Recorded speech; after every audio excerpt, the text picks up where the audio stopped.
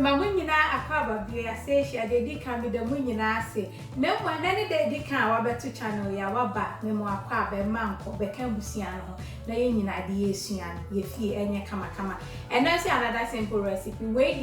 dey tips a me ne wo ba beche eto de bia te wa na wo twa credit egu ani so na hwe me video si bi na Koose adoko enti sani am ya me Koose preserve no eno enam no beche se be ya wo pe Koose a within 30 minutes na your Koose is done so on na ko yenti ji akonya ne me afenhihye so fi se we dey simple ye to aso enti me beans ni na beans ni masoko for 3 days na de bia anso ye den me sise nsuo no efrim so aho ne me hu ni se so ku beans ni check akra ema emu ya mre ema wo ye Koose na da ho a emu nya den ti bomodi ansa obe ni sa we aya me son ye ase me posa ho ni wi a me son ni so egu so akeke enti se si anu ye ni se ni wi afe na wo be do be posa on se ni ye ni se na ni no ayeden etutu efri ho enti me posa na me ye ho ni nyina na afe ma chiro de me be ye no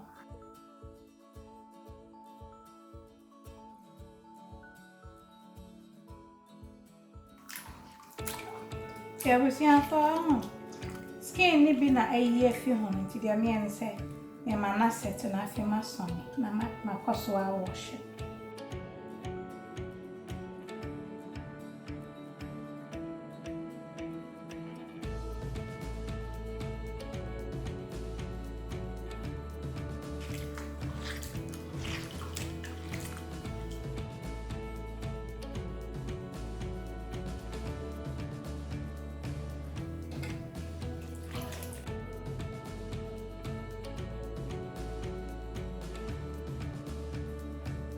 Nse se beans se na ye so ho mai yi hu ni nyina ne mo wa wo hu asomden fo no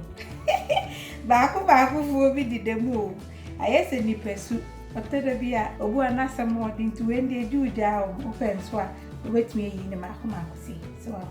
na de mi yi ni anu ntina mi yi hu ni nti sa wo pesa o blend fra obetumi ayesa sane me kan wa waduane so di ya ne sane wo pe se de mi yi nyina ne se ni sisa egu straining na ehunsuo no adreni kakana ya kwa the next stage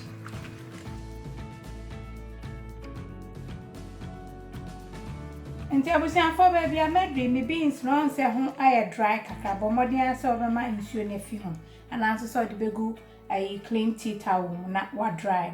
na afi dia wa ha se me meko no ni opebi afa na jeni baako na metwemu mienu enti me ba bechem we 4 cups enti no afa freezer bag dia wo eno nso beko yi enti uchemu ase be ya recipe no yi ya na ni me ode so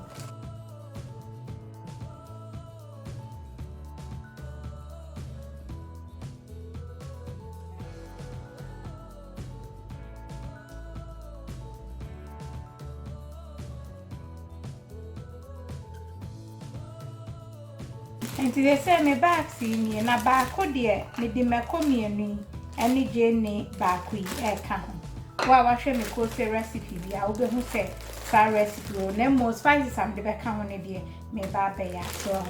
na afi we yi mframa na free na wasili am ka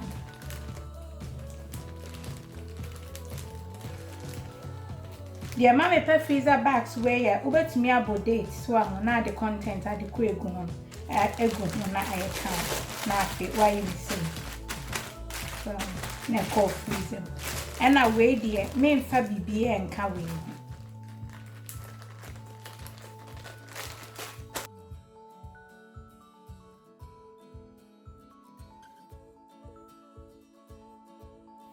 for enti ya packaging na I come yo enti ubo date